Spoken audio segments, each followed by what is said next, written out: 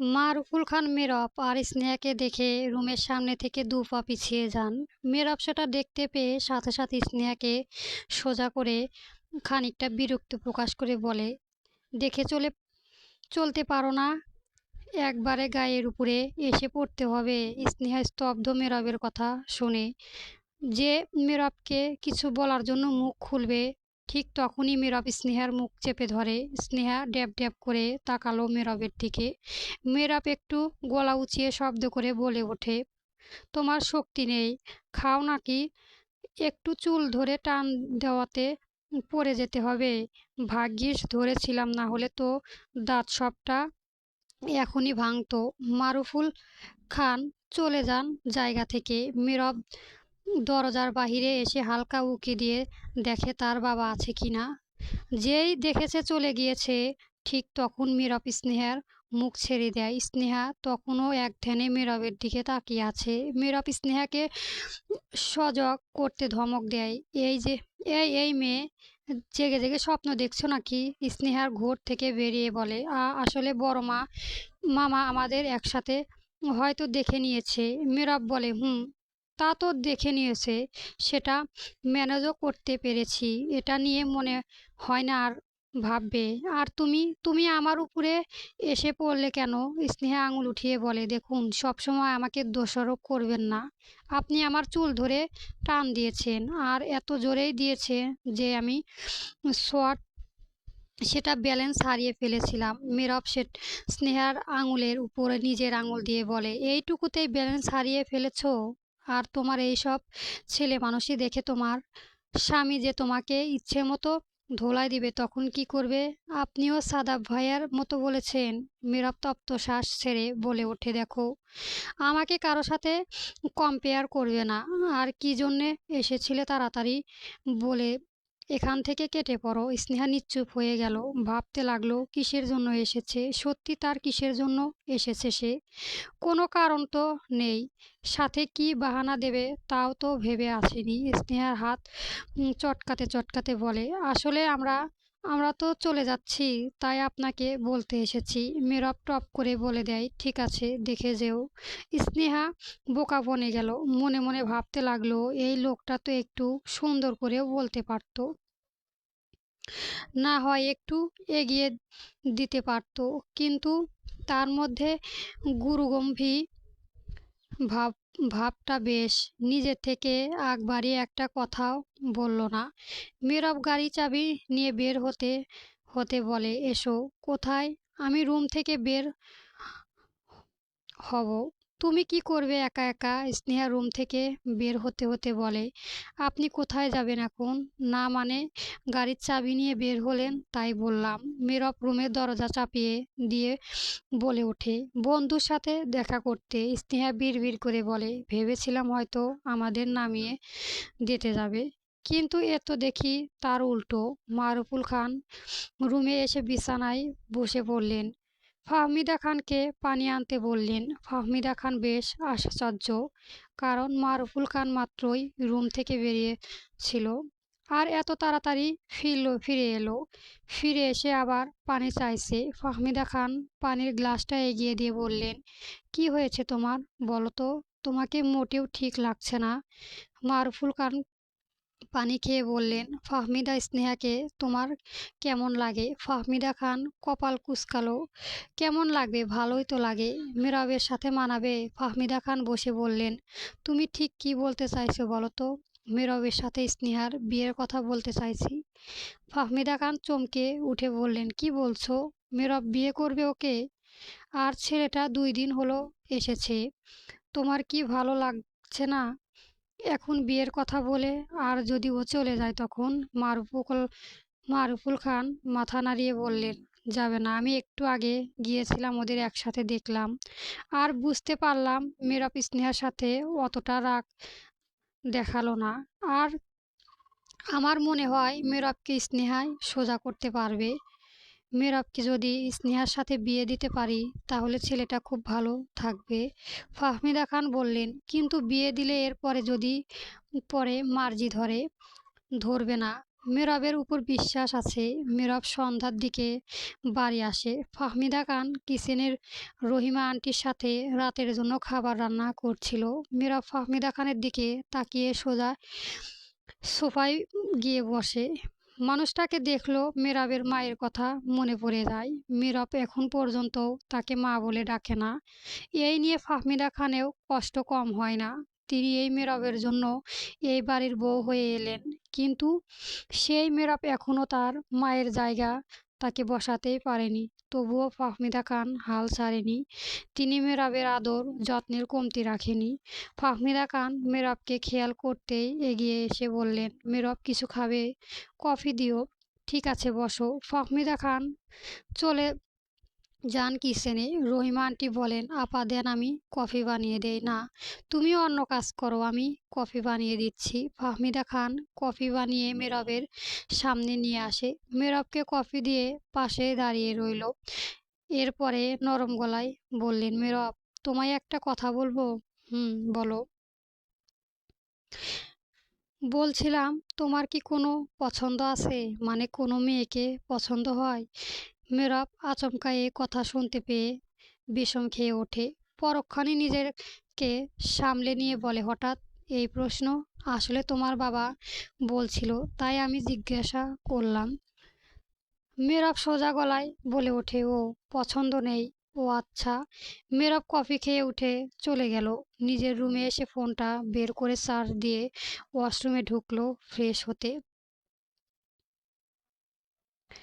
মারুফুল খান ফাহমিদা খানের সাথে বোঝে আলাপ করে সিদ্ধান্ত নেয় মেহরাবের সাথে স্নেহার বিয়ের কথাটা এগোবেন। মারুফুল খান আন আফনান মির্জাকে কল দেয়, কিন্তু ফোন বন্ধ আছে। তাই মারুফুল খান নাফিসার বেগমকে ফোনে কল দেন। হ্যালো নাফিসা। হ্যাঁ ভাইজান বলো। তোরা ভালোই ভালোই পৌঁছে গিয়েছিস তো? ভাইজান। কি করছিস এখন? কিছু না ভাইজান। শোন, যার জন্য কল দিয়েছি, আমি আর তোর ভাবি একটা জিনিস ভেবে দেখলাম। মেহরাবের সাথে স্নেহাকে ভালো মানায়। স্নেহাকেও খুব পছন্দ হয়। ওদের বিয়ে হলে মন্দ হবে না। কথাটা তোকে আগেই বলবো, কিন্তু বলা হয়ে ওঠেনি। এখন তুই কি বলিস? নাফিজা বেগম খানিকটা খুশি হলেন কথাটা শুনে। মেহরাবও তো ভালো ছেলেই, তার মধ্যে আবার ভাইয়ের ছেলে। তিনি হেসে বললেন, ভাইজান এ তো ভালো কথাই। আমারও বেশ পছন্দ মেহরাবকে। শুধু তোর পছন্দ হলে তো হবে না, আরফানের মতামতও নিতে হবে। মেহরাব এসেছে থেকে আরফান বলল যে আসবে, কিন্তু ও তো এলেন না হয় সামনাসামনি কথা বলতাম। ভাইজান স্নেহা বাবাকে নিয়ে চিন্তা করো না। ওরও মেহরাবকে অপছন্দ হবে না। তবুও তুই একটু বলিস। ঠিক আছে, হসপিটাল থেকে আসুক বলবো। মারুফুল খান ভাবুক গলায় বলে ওঠেন, মনে করে জানাস। যদি রাজি থাকে তাহলে 2-1 মধ্যেই বিয়েটা সেরে ফেলবো। বলা তো যায় না মেয়েরা বাবার কি করে বসে। ওর বাবা ফিরলেই বলবো, আর ওর বাবা এতে সম্মতি দেবে। ঠিক আছে, তুই ওকে বলে একটু তাড়াতাড়ি জানাস। এখন রাখছি। মারুফুল খান কল কেটে দিলেন।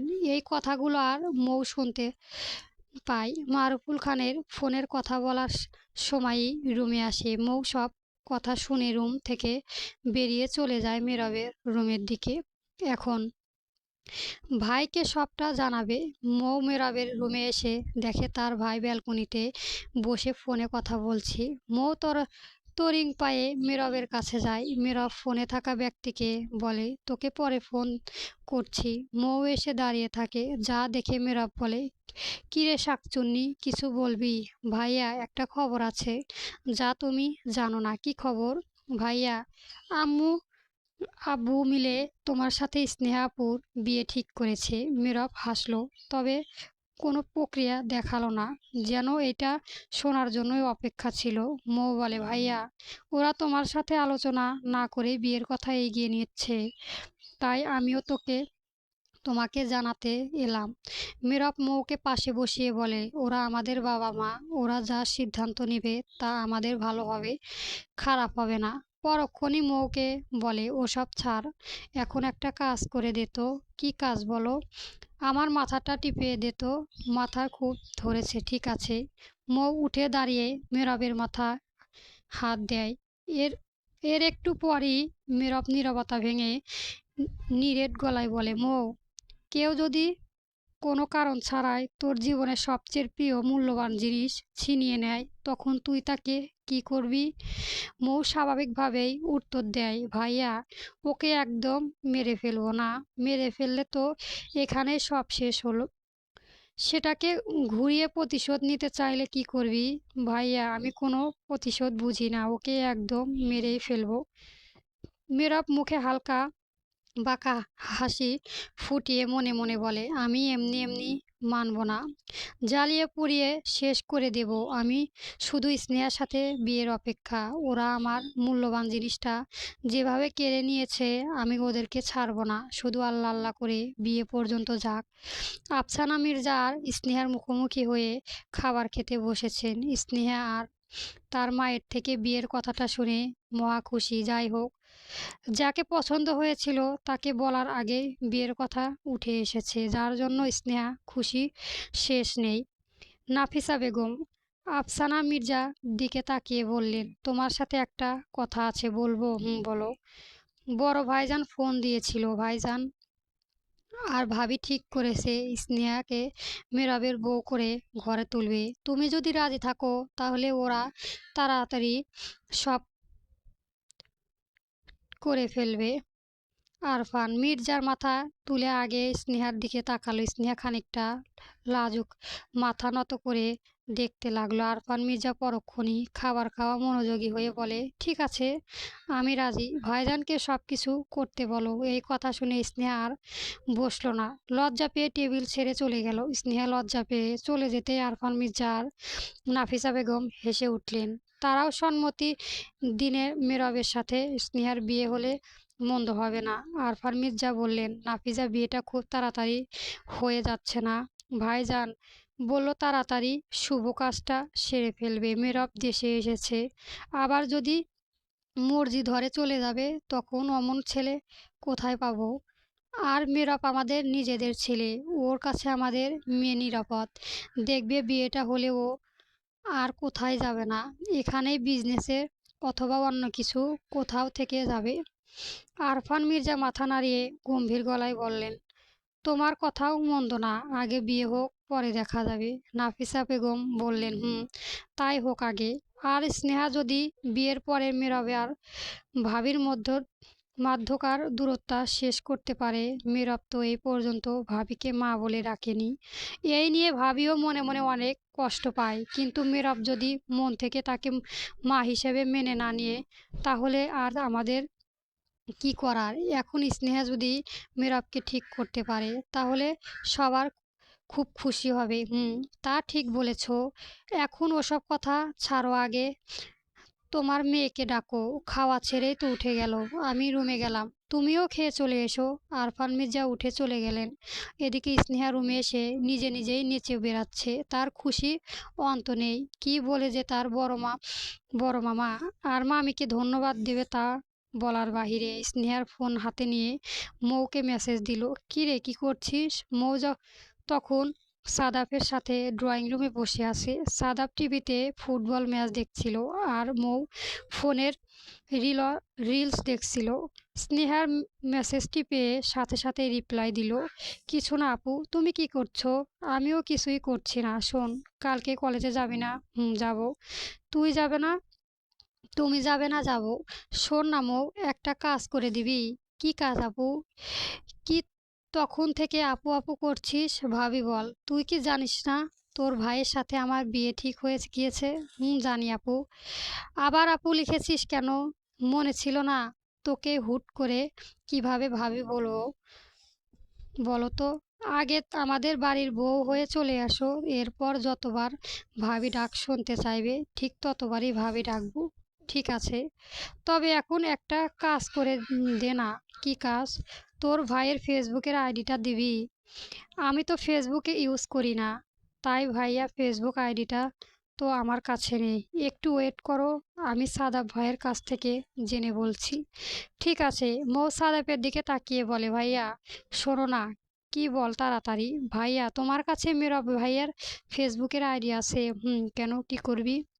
আমি কিছু করব না, স্নেহা আপু চাইলো তাই বললাম তোমাকে। সাদাবটি পিছেরে মইয়ের দিকে তাকিয়ে বলল, স্নেহা মেরাবের ফেসবুকের আইডি দিয়ে কি করবে? ওদের তো বিয়ে ঠিক হয়েছে। কি? হুম। তুমি তো বাড়িতেই ছিলে না, তাই তুমি জানো না। সাদাব মুখটা শুকনো করে বলে, সত্যি বিয়ে ঠিক হয়েছে? আর ফেসবুকের আইডিটাও দাও তো।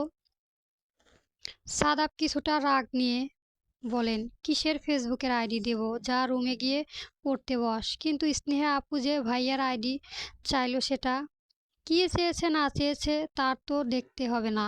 তুই নিজে রুমে যা। মৌ আর কোনো কথা বলতে পারল না, রেগে গাল ফুলিয়ে উঠে চলে যায়। এদিকে সাদাব টিভি অফ করে চলে যায় উপরে। উদ্দেশ্য এখন ফাহমিদা খানের সাথে কথা বলবে। ফাহমিদা খান রুমের সামনে এসে নক করে ডাকে, বড় আম্মু আসবো? কে? সাদাব, আয়। সাদাব রুমের ভিতরে ঢুকে প্রথমে বলে ওঠে, বড় আম্মু, শুনলাম মেয়ের আবার স্নেহার বিয়ে ঠিক হয়েছে। সত্যি বড় আম্মু? ফাহমিদা খান হেসে বলে, বিয়ে কি মিথ্যে মিথ্যে ঠিক হয় পাগল? ওদের বিয়ে ঠিক করা হয়েছে, আর তোর বড় আব্বু ফিলে ঠিক করবে কবে বিয়ে হবে। বিয়েটা বেশ জাঁকজমকভাবে হবে না, ঘরোয়াভাবেই হবে। আর সাদা ফাহমিদা খানের কথা না শুনলেই চলে গেল। মোয়ের মুখে বিয়ের কথাটা শুনে তখন তার বিশ্বাস হয়নি, তাই বড় আম্মুর কাছে শুনতে এসেছিল। আর এখানে সব শুনে মিথ্যে মনে হলো না। সাদা মনটা বিষিয়ে উঠল। মনে মনে স্নেহাকে বেশ পছন্দ করত, তখনও বলতে পারেনি। ভেবেছিল স্নেহার এইচএসসি পরীক্ষাটা দেওয়ার পর ওকে বলে দেব, কিন্তু তার আগেই মেহরাবের সাথে বিয়ে ঠিক হয়েছে। এখন তো স্নেহাকেও বলতে পারবে না, আর না মেহরাব, আর না বাড়ির লোককে। এদিকে স্নেহা মৌয়ের থেকে কোনো উত্তর না পেয়ে মেসেজ দেয়, কিরে পাসনি? না আপু, পাইনি। কালকে মেহরাব ভাইয়ার থেকে জেনে তোমাকে দিব। ঠিক আছে। সকালবেলা মৌ তাড়াহুড়া করে রেডি হচ্ছে কলেজে যাওয়ার জন্য। অনেকটাই দেরি হয়ে গিয়েছে। মৌ রেডি হয়ে সিঁড়ি দিয়ে খুব তাড়াহুড়া করেই নামছে। তাকে দেখে সাহারা খান বললেন, এই আস্তে হাট, পড়ে যাবি। মৌ সিঁড়ি থেকে নেমে এসে বলে, পড়বো না ছোট মা। তো তুই এত তাড়াহুড়া করে কোথায় যাচ্ছিস? কলেজে অনেক দেরি হয়ে গিয়েছে। এই শুনে সাহারা খান সাদাফের দিকে তাকিয়ে বলে, সাদাফ, যা তো বাবা, মৌকে দিয়ে আয়। সাদাফ মুখ ঘুরিয়ে বলে, পারবো না আমি। ড্রাইভারকে বলো। মৌ সাদাফের সামনে এসে দাঁড়িয়ে বলে, তুমি নিয়ে চলো না। পারবো না আমি। এই বলে সাদাফ উঠে চলে যায় বাহিরের দিকে। কালকে রাত থেকে এমন চেতে আসে, কেউ কিছু বললে ধূপধাপ না করে। ফাহমিদা খান এলেন।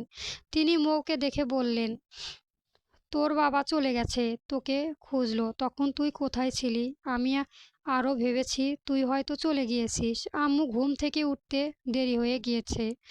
বাবা চলে গিয়েছে আর সাদাব ভাইয়াও চলে গেল। তাহলে এখন যাব কার সাথে? সাহারা খান বললেন, মেহরাবকে বল। ভাইয়াকে বলবো?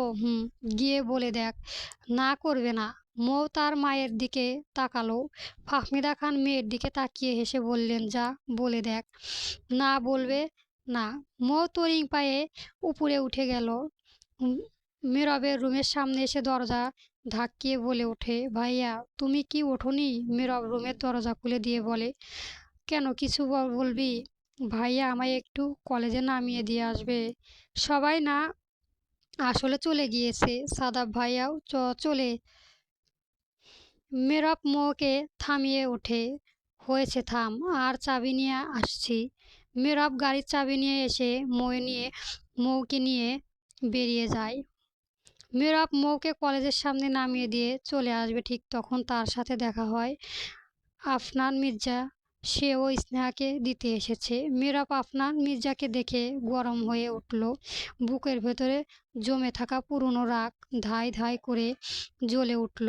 স্নেহা মীরাবকে দেখে তার বাবাকে বলে, আব্বু, ও হচ্ছে মীরাব। আফনান মির্জা মীরাবকে দেখে এগিয়ে আসতে নিবে ঠিক তখনই মীরাব গাড়ি চাকা উঠিয়ে স্টার্ট দিয়ে চলে গেল। বিষয়টা এত তাড়াতাড়ি হয়েছে যার জন্য আফনান মির্জা বলে ওঠে, মীরাব হয়তো খেয়াল করেনি, না হলে তো তোমাকে দেখেও অন্তত দাঁড়াতো। আব্বু, ঠিক বলেছ। যাই হোক, তুমি কলেজে যাও, মীরাব সাথে সাথে পরে কথা বলে নেব। মীরাব স্টিয়ারিংয়ের জোরে হাত রেখে বলে ওঠে, আমার সব কিছু শেষ করে দিয়েছে ওই আফনান মির্জা। ভালো মুখোশের কি ওকে ছেড়ে দেব আমি? আমার থেকে আমার মাকে কেড়ে নিয়েছে, আমি ওর থেকে ওর মেয়েকে কেড়ে নেব। বোঝাবো প্রিয় মানুষ হারালে কি পরিমাণ যন্ত্রণা পোহাতে হয়। এই মুহূর্তে মীরাবের ফোন বেজে ওঠে। স্ক্রিনে তাকিয়ে দেখে আসিফ, মীরাবের খুব কাছের বন্ধু। আসিফ একটা কাজে ঢাকার বাইরে গিয়েছে, তাই মীরাবের সাথে দেখা করতে পারেনি। মীরাব ভাই, কেমন আছিস? ভালো, তুই? ভালো বন্ধু, আজ সব কাজ শেষ, আমি আসছি। মীরাব মুখে এক চিলতে হাসি ফুটিয়ে বলে, আয়, তোর অপেক্ষায় করছি আমি, কখন আসবি? একটু পরে বের হব, ঠিক আছে, আয়। সেই দিন বিকেলে আফরান মির্জা আর মারুফুল খান দুজনে মিলে ঠিক করেন বিয়েটা কবে হবে। দুজনে মিলে ঠিক করলো কালকে ঘরোয়াভাবে শুধু বিয়ে পড়িয়ে স্নেহাকে তুলে নিয়ে আসবে, এরপর একটু সময় নিয়ে অনুষ্ঠান করবে। মেয়েরাবও এতে সম্মতি দিয়েছে। পরের দিন বিকেলে খানবাড়ির সবাই চলে গেল স্নেহাদের বাড়ি। স্নেহাদের পরিবারের সবাই গ্রামে থাকে। সেখান থেকে স্নেহা দুই কাজিন ফারিস ফারিস্তা ও নুজা আর স্নেহার ছোট চাচিও এসেছিল। আর স্নেহার চাচা কাজে ব্যস্ত থাকার কারণে আসতে পারেনি। বিয়ে পড়ানোর আগে মীরাব স্নেহার সাথে দেখা করার কথা জানায়। স্নেহা তার রুমে ছিল, লাল টুকটুকে বউ সেজে বসেছিল। মীরাব রুমে প্রবেশ করা মাত্রই ওর দুটো কাজিন চলে গেল। স্নেহা বিছানায় থেকে নেমে দাঁড়ালো। মীরাব সাদা পাঞ্জাবি পরে এসেছে। বর বেশে মীরাবকে দেখে স্নেহার চোখ মুখের একরাশ লজ্জায় ঘিরে ধরল। মীরাব গাল খেকারি দিয়ে বলে ওঠে, কিছু কথা বলতে এসেছি। হ্যাঁ বলুন। তুমি কি আমাকে স্বইচ্ছেই বিয়ে করেছো? তোমাকে কেউ জোর করেনি তো? না। আমার সাথে সারাটা জীবন থাকতে পারবে তো? স্নেহা মাথা তুলে তাকিয়ে বলে, হ্যাঁ পারবো। মীরাব চলে যায়। স্নেহা মুচকি এসে বিছানায় এসে বসে। বিয়ে পড়ানো পরে সবাই স্নেহাকে নিয়ে চলে আসে। বিয়ের মধ্যে সাদাব ছিল না, ও গ্রামের বাড়িতে চলে গিয়েছে কালকেই। ফাহমিদা খান স্নেহার হাত ধরে উপরে নিয়ে এলো। মীরাবও এসেছে। ফাহমিদা খান মীরাবের রুমে এসে এসে দেখে রুমটা ভীষণ ভিতর থেকে লক করা। সাথে সাথেই বলে ওঠে, রুমের ভেতরে কে? রুমের ভেতরে থেকে মৌ বলে, আম্মু, আমি আর সাইদা আপু আছি। কি করছিস? তাড়াতাড়ি দরজা খোল। মিনিট পাঁচেক পর সাইদা আর মৌ দরজা খুলে দাঁড়ায়। সাইদা রুমে আটকিয়ে বলে, রুমে যেতে দিব না। মীরাব কপাল কুঁচকে বলে ওঠে, কেন?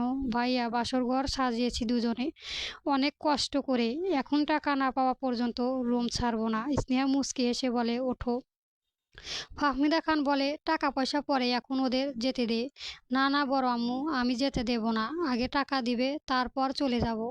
আমাদের কষ্টের একটা দাম আছে না? কি বলিস মৌ? মৌ বলে, আপু ঠিকই বলেছে। মেয়েরা ফোঁস করে শ্বাস ছেড়ে বলে, কত টাকা চাই? সাইদা হেসে বলে, এই 1000 পাঁচেক। মীরাব মানিব্যাগে বের করে 5,000 টাকা গুনে আরও 2,000 টাকা দিয়ে দেয়। সাইদা টাকা নিয়ে দিকে তাকিয়ে বলে, মৌ চলে চলে আয়, ফুলের টাকার থেকেও বেশি টাকাই উঠে গিয়েছে। মৌ সাইদার সাথে রুমের বাহিরে এসে দাঁড়ায়। ফাহমিদা খান স্নেহাকে নিয়ে আগে ভেতরে ঢুকলেন। মেহরাব ঢুকতেই পেছন থেকে সাইদা মেহরাবকে টেনে ধরে বলে, ভাইয়া, কংগ্রাচুলেশন। মেহরাব হালকা হেসে বলে, থ্যাংক ইউ।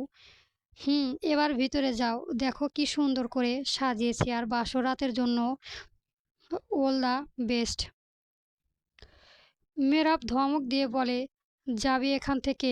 সায়দা হেসে মৌকে নিয়ে চলে যায়। মেহরাবও হেসে রুমে আসে। রুমটা ক্যান্ডেল লাইট আর ফুল দিয়ে সাজিয়েছে।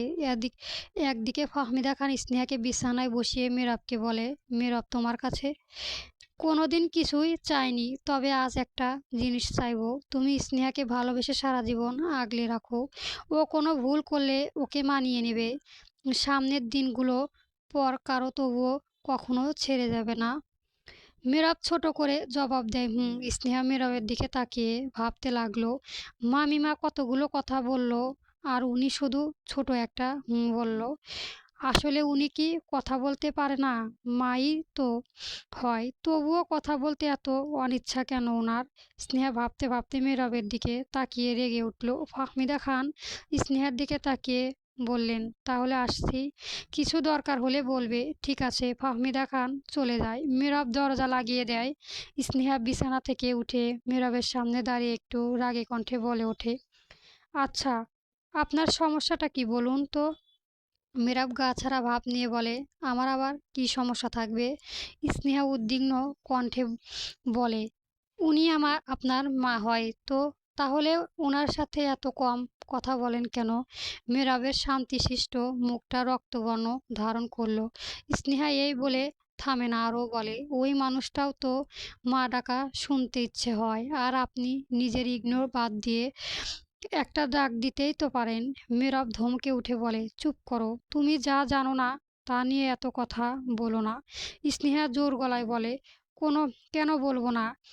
100 বার বলবো। উনি তো আপনার মায়ের মতোই, ওনাকে মা ডাকতে এত সমস্যা কোথায়? এটাই তো বুঝি না আমি।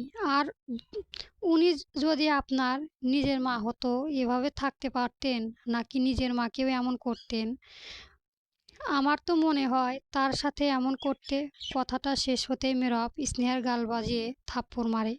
স্নেহা তাল সামলাতে না পেরে 2 পা পিছিয়ে যায়। মেহেরাব এগিয়ে গিয়ে স্নেহার চোয়াল চেপে ধরে রাগে হিড়হিড় করে বলে, তোমাকে মানা করেছিলাম না? যা জানিস না তা নিয়ে কথা বলিস না। আমার মাকে নিয়ে কথা বলার রাইট কে দিয়েছে তোকে? আমি দিয়েছি কি? কি কিরে কথা বলছিস না কেন? তোকে অ্যালার্ট করেছিলাম তো, তাহলে বললি কেন? নীরব স্নেহার চোয়ালে ছেড়ে দিয়ে বলে, আজ প্রথম বলছি তাই কিছু বললাম না। এরপরে যদি আমার মাকে আর আমাকে নিয়ে কথা বলিস তো তখন দেখবি আমার আসল রূপ। ভালোই ভালোই রয়েছি তো, তোর ভালো লাগছিল না। আর তুই আমাকে রাগিয়ে দিয়ে বড্ড বড় ভুল করলি। স্নেহা অপলক দৃষ্টিতে তাকিয়ে রইল মেহেরাবের দিকে। মেহেরাব তপ্ত শ্বাস ফেলে রুমের দরজা খুলে চলে গেল। পরবর্তী গল্প পেতে আমার চ্যানেলটা সাবস্ক্রাইব করবেন এবং গল্পটি কেমন হয়েছে কমেন্ট বক্সে জানাবেন। ধন্যবাদ। গল্প কি আবেশে, পর্ব 5 ও 6, লেখিকা জেরিন আক্তার। চলবে।